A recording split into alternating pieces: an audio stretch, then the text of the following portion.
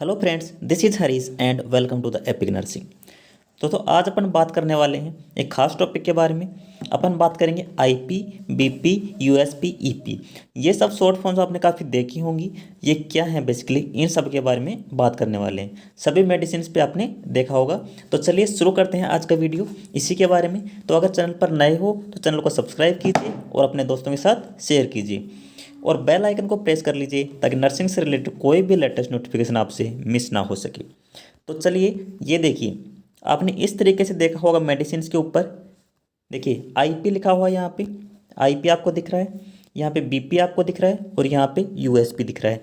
क्या है बेसिकली इनका मीनिंग, इनके बारे में ही बात करने वाले हैं आज। तो ध्यान से समझना है, वीडियो को एंड तक जरूर देखना है। तो चलिए सबसे पहले शुरू करते हैं। इनकी फुल फॉर्म क्या होती है बेसिकली, ये देखते हैं सबसे पहले। तो देखिए आईपी जो है वो आईपी किसके लिए प्रयुक्त होता है? आईपी होता है इंडियन फार्माकोपिया।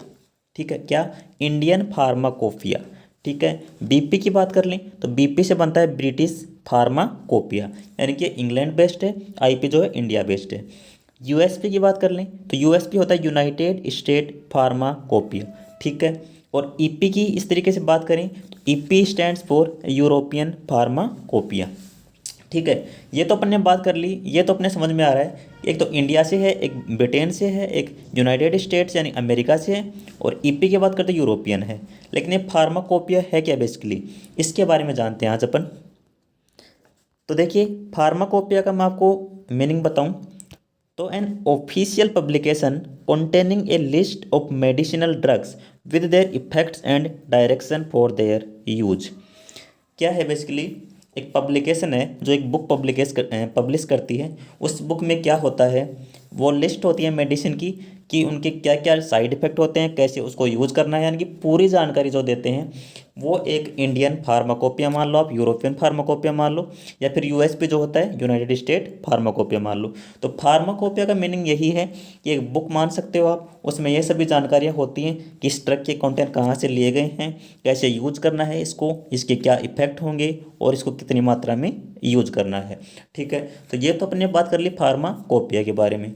ठीक है, अब ये तो आपको पता चल ही गया होगा कि अलग अलग देशों की जो है वो अलग अलग कुछ डायरेक्शंस होते हैं, कुछ अलग अलग कॉन्टेनिंग लिस्ट होती हैं, पब्लिकेशन होती है।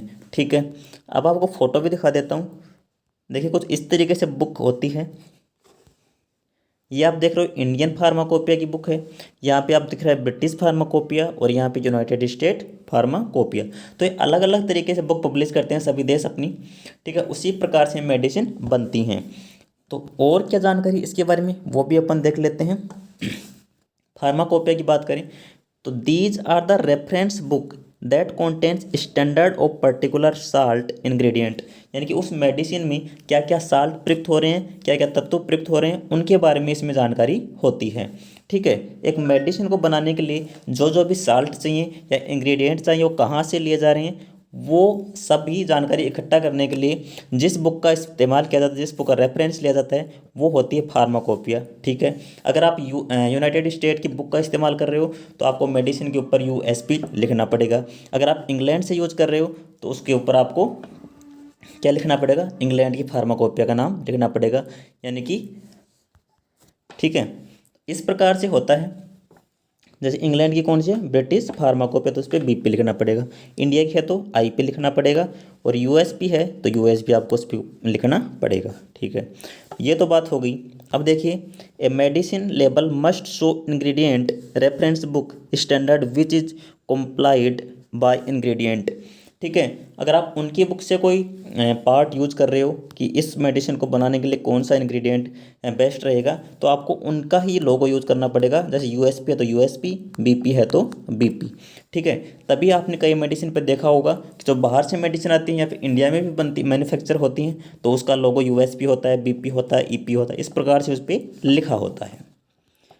नेक्स्ट क्या है, this is also use for differentiating few products that are manufactured in medicine as well as food supplement. देखिए मैन्युफैक्चर जो मेडिसिन होती है उनमें तो ये सभी काम में आते हैं रेफरेंस बुक, लेकिन उसके अलावा जो फूड सप्लीमेंट होते हैं, प्रोटीन सप्लीमेंट्स मान लो, आप कोई भी सप्लीमेंट मानो फूड की, उनमें भी ये काम में आते हैं रेफरेंस। ठीक है, तो ये था बेसिकली। और एक चीज़ मैं आपको और बता देता हूँ कि जैसे इंडिया की अपन ने बात कर ली इंडियन फार्माकोपिया के बारे में, तो अपन बात कर रहे थे आईपी की। जैसे इंडियन फार्माकोपिया है तो ठीक है, इसको पब्लिश कौन करता है? इंडियन फार्माकोपिया की बात करेंगे, इसको पब्लिश कौन करता है? तो आईपीसी इसको पब्लिश करती है। कौन? क्या फुल फॉर्म होती है आईपीसी की? Indian pharmacopoeia commission. क्या होता है? Indian pharmacopoeia commission. ये एक कमेटी होती है, इसके द्वारा ये बुक को प्रकाशित किया जाता है, या फिर जो भी करेक्शन करना होता है इसी के आधार पे किया जाता है। ठीक है, इसके साथ में कौन अटैचमेंट रहता है? Ministry of health and family welfare. इन दोनों के सहयोग से IPC plus ministry of health and family welfare, ये दोनों क्या करते हैं, जो भी रिक्वायरमेंट होती है मेडिसिन के रिगार्डिंग उसमें चेंज करते हैं, और इनके इफेक्ट वगैरह जो भी देखने को मिलते हैं उसमें चेंज करते हैं। ठीक है, तो बेसिकली आप ऐसा मान सकते हो कि इंडिया में जैसे आईपी है, इंडियन फार्माकोपिया, तो इन दोनों को कौन रेगुलेट कर रहा है? आईपीसी और ministry of health and family welfare. ठीक है, ये कौन से एक्ट के अंतर्गत ऐसा कर सकते हैं? तो एक एक्ट आया था ड्रग एंड कॉस्मेटिक एक्ट 1940। कौन सा? Drug and cosmetic act 1940। इसके अंदर ये करेक्शन कर सकते हैं, और इसके अकॉर्डिंग ही ये बुक पब्लिश होती है।